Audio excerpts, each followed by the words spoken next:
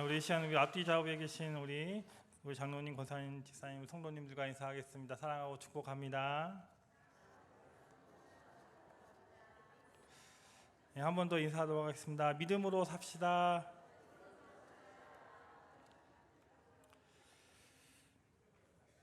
우리나라 기독교인들을 만나보면요, 어렸을 때부터 신앙생활을 했던 분들마다 이런 이야기를 합니다. 나는 모태신앙입니다. 이 말은 태어나기 전 어머니 뱃속에서부터 이제 신앙을 가져온 사람이라고 말하는 뜻인데요.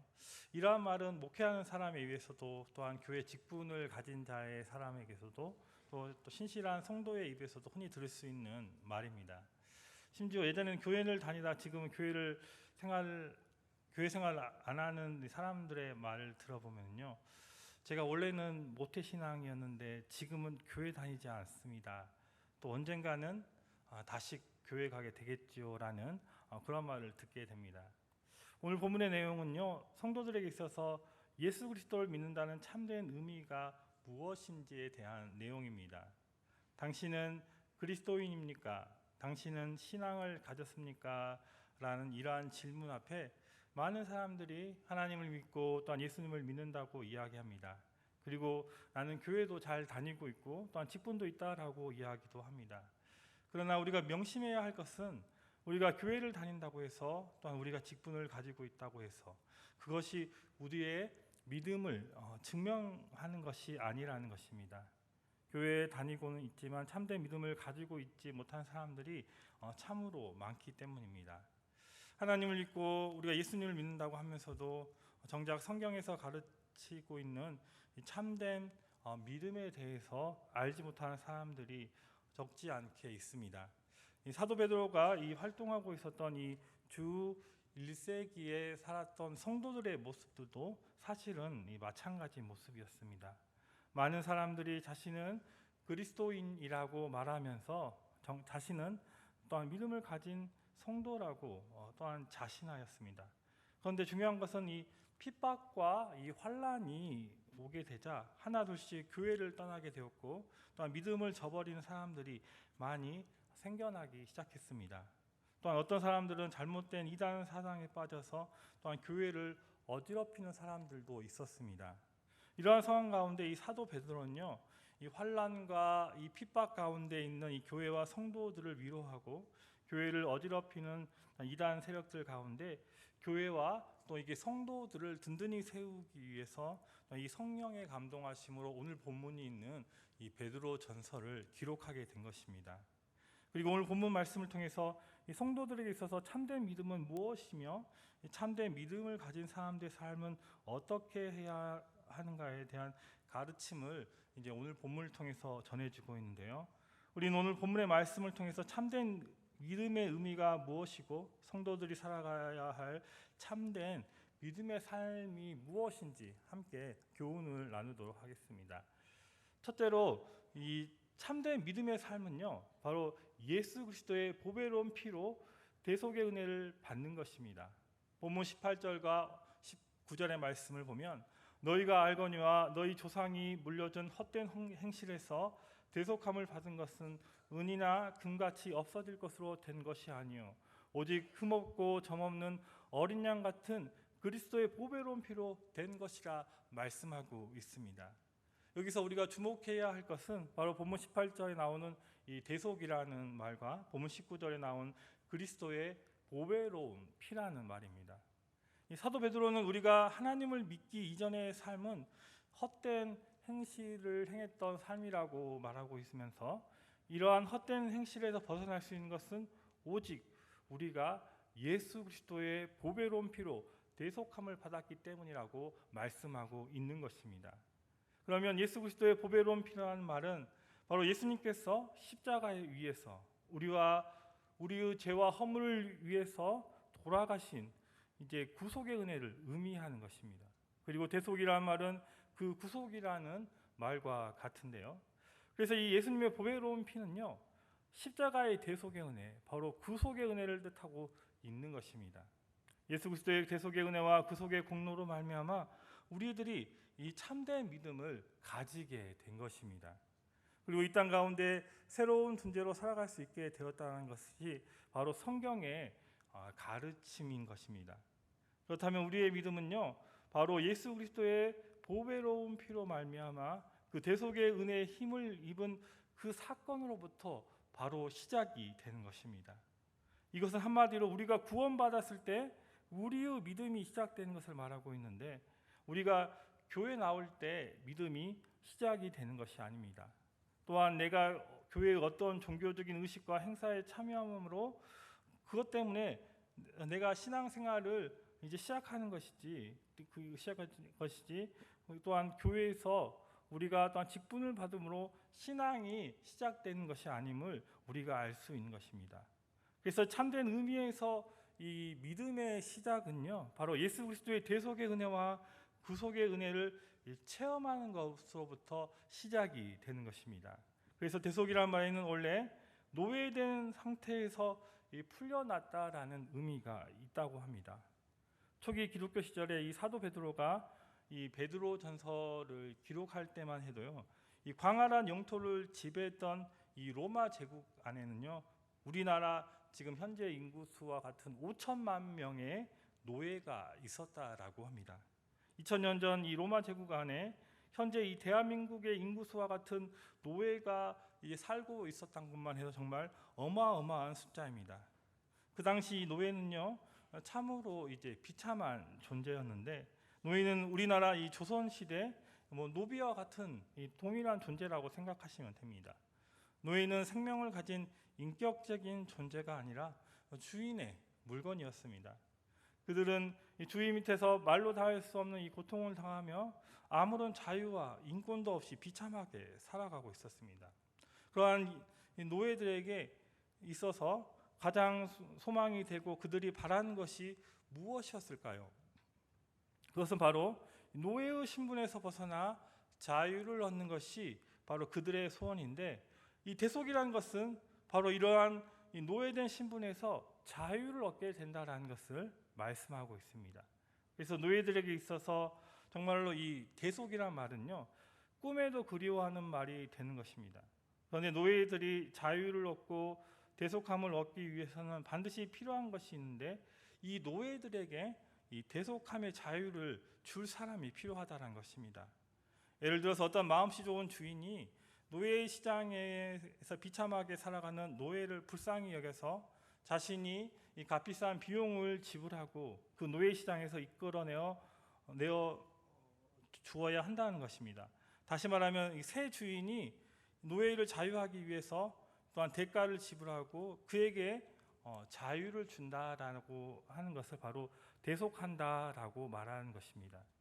이러한 노예에 대해서 성경은 죄를 짓고 죄의 노예가 된 사람이라고 말하고 있는데, 요한복음 8장 34절 말씀을 보면 예수께서 대답하시되 진실로 진실로 너희에게 이르노니 죄를 범하는 자마다 죄의 종이라 말씀하고 있는 것입니다. 그렇다면 저와 여러분을 이제 포함하여 모든 사람들은요, 죄의 노예라고 할 수 있는데, 이 세상에서 죄에서 자유할 사람은 아무도 없습니다. 또한 로마서 3장 23절 말씀을 보면 모든 사람이 죄를 범하였음에 하나님의 영광에 이르지 못하더니 말씀하는 것처럼요, 모든 사람이 죄를 범하여 이제 하나님의 영광에 이르지 못했기 때문에 모든 사람은 죄인이요 동시에 죄의 노예된 상태에 있는 것입니다. 그런데 하나님이 우리를 불쌍히 여기셔서 예수 그리스도의 이 보배로운 피라는 값비싼 비용을 치르시고 죄의 노예된 우리를 이끌어 주신 것입니다. 그리고 예수님의 생명을 우리를 위하여 십자가에서 이제 대가로 치루어 주시고 죄의 노예된 우리를 이제 대속하여 주셨는데, 우리를 구원하여 주신 예수 그리스도의 이러한 보배로운 피를 믿는 우리 모두에게 믿는 믿음이 충만하시기 바랍니다. 이제 둘째로 이 참된 믿음이라는 것은 바로 예수 그리스도가 우리를 위하여 치르신 대가를 의지하는 것입니다. 첫 번째에서도 말씀드렸지만 참된 믿음의 시작은 예수님의 대속의 은혜와 이제 보혈의 은혜를 의지하는 것입니다. 여기서 대속의 은혜, 또한 보혈의 은혜를 의지한다는 말은 이제 이것을 한마디로 말씀드리면 바로 예수님의 공로를 의지한다는 것입니다. 그러면 여기서 말하는 예수님의 공로가 무엇일까요? 그것은 바로 나를 대신해서 예수님께서 이루어 주신 구원의 사역을 말씀하고 있습니다. 우리는 모두 죄의 노예라고 말씀드린 적이 있는데, 디도서 3장 3절의 말씀을 보면 죄에 노예된 상태를 이렇게 말씀하고 있습니다. 우리도 전에는 어리석은 자요, 순종하지 아니한 자요, 속은 자요, 여러 가지 정욕과 행락의 종노릇한 자요, 악독과 투기를 일삼은 자요, 가증스러운 자요, 피차 미워한 자였으나 라고 말씀하고 있는데, 우리가 예수님을 이제 믿기 이전의 모습, 그리스도인이 되기 이전의 상태에 대해서 매우 구체적으로 설명해 놓고 있습니다. 우리는 어리석은 자요, 순종하지 않는 자요, 정욕과 쾌락을 쫓아가는 자요, 악독과 투기를 일삼는 자요, 가증스럽고 서로 미워하는 자라고 말씀하고 있는데, 이러한 모습이 바로 우리가 과거 하나님을 알지 못했던 시절에 죄인이었던 저와 여러분의 모습이었다라는 것입니다. 우리는 정욕과 쾌락에서 자유하지 못했습니다. 또한 잘못된 방법으로 잘못된 욕망을 만족시키기 위해서 하나님이 기뻐하시지 않는 일을 행하던 존재들이었습니다. 우리를 얽매고 있던 죄악의 사슬들에 매여 우리는 죄의 종이 되고 노예가 된 우리의 모습을 보시길 바랍니다. 이러한 모습은 물질의 속박으로 노예가 된 사람들이나 나라와 또한 나라의 전쟁으로 노예가 된 사람들보다 훨씬 더 심각한 문제를 가진 모습이었습니다. 그런데 이렇게 죄의 노예가 된 상태에서 괴로워하고 있는 우리들을 위해 예수님께서 이 땅에 오시고 나를 대신해서 우리의 모든 죄악의 짐과 사슬들을 짊어지셨던 것입니다. 이러한 모든 과정 가운데 우리가 이러한 대가를 지불하고 우리의 죄악의 짐과 사슬들이 사라지고 이제 구원받게 된 것이 아니라, 모두 그리스도인들은 값없이 구원받았다라는 사실을 잘 알고 있습니다. 여기서 우리가 기억해야 될 사실은, 우리는 값없이 은혜로 이제 구원받았지만 나를 대신하여 예수님께서는 예수님의 전부를 내어 주셨다라는 사실을 명심해야 합니다. 그래서 오늘 본 18절 말씀을 다시 보면, 우리가 받은 대속함의 은혜에 대한 값은 은이나 또한 금 같은 것으로 비교할 수 없다라고 말씀하고 있는 것입니다. 또한 이 보배롭다라는 말은요, 아주 귀하고 소중하다라는 이제 의미를 가지고 있습니다. 즉 예수님의 이 보배로운 피는 이제 은이나 금같이 세상의 것으로 값을 매길 수 없을 만큼 소중하고 귀하다라는 것입니다. 그래서 예수님의 대속의 은혜, 이것은 세상의 그 어떤 것으로 값을 매길 수 없는 정말 위대하고 소중한 것입니다. 예수님의 보혈은 곧 그분의 생명값이기 때문입니다. 성경은 이 성도들의 구원에 대하여, 그리고 죄에 대한 이 구속함과 또 대속함에 대하여서 아무런 값이 없다라고 가르치고 있습니다. 성경은 분명히 우리에게 주어진 구원이 하나님의 은혜의 선물이라고 말씀하고 있는데요. 에베소서 2장 8절에서 9절 말씀에서는 너희는 그 은혜에 의하여 믿음으로 말미암아 구원을 받았으니 이것은 너희에게서 난 것이 아니요 하나님의 선물이라. 행위에서 난 것이 아니니 이는 누구든지 자랑하지 못하게 함이라. 이렇게 말씀하고 있는데, 우리가 예수님을 참되게 믿고 그리고 그분을 온전히 영접하면 누구나 구원을 받는다라는 것입니다. 그것이 바로 복음이라는 사실입니다. 아무런 값없이 하나님의 자녀가 됩니다. 그러나 우리가 값없이 구원을 얻기 위하여 예수 그리스도께서 대신 이 값비싼 대가를 지불하셨다는 사실을 우리는 절대 잊어버려서는 안 됩니다. 우리가 받은 은혜를 값싼 은혜로 착각하시길 마시기 바랍니다. 정말로 우리가 받은 구원의 은혜는요, 값싼 은혜가 아닙니다. 나를 구원하기 위해서 하나님께서는요, 그분의 가장 소중한 독생자 외아들을 죽게 하셨고, 예수님은 자신의 생명을 그 대가로 지불하셨습니다. 그래서 예수님의 피가 의미하는 것은요, 흠도 없으시고 점도 없으시고 죄를 범한 일도 없으시고 죄를 알지 못하시던 그분이 바로 나 때문에 내 죄를 짊어지시고 십자가에서 그 보배로운 피를 흘리신 것을 의미하는 것입니다. 우리는 흠도 없고 점도 없는 어린 양 같은 예수 그리스도의 보배로운 피와 그분의 우리 예수님의 이 생명으로 말미암아 대속함을 받았습니다. 예수님이 흘리는 그 보혈의 귀한 대가로 우리 이 죄의 노예던 우리를 사 주셨습니다. 그리고 우리에게 자유를 선언해 주셨습니다. 그러므로 이제 우리 그리스도 예수 안에 있는 자에게는요 결코 정죄함이 없습니다. 예수님께로부터 우리의 모든 죄악으로부터 모든 저주를 다 짊어지시고 대가를 다 지불하셨기 때문입니다. 이처럼 참된 믿음이란 바로 예수님의 대속함의 은혜와 보혈의 은혜를 의지하는 믿음인데, 이러한 은혜를 정말로 의지하는 믿음으로 충만하시길 바랍니다. 이제 셋째로 이 참된 믿음은요 바로 부활하신 예수 그리스도를 통하여 하나님을 믿는 믿음입니다.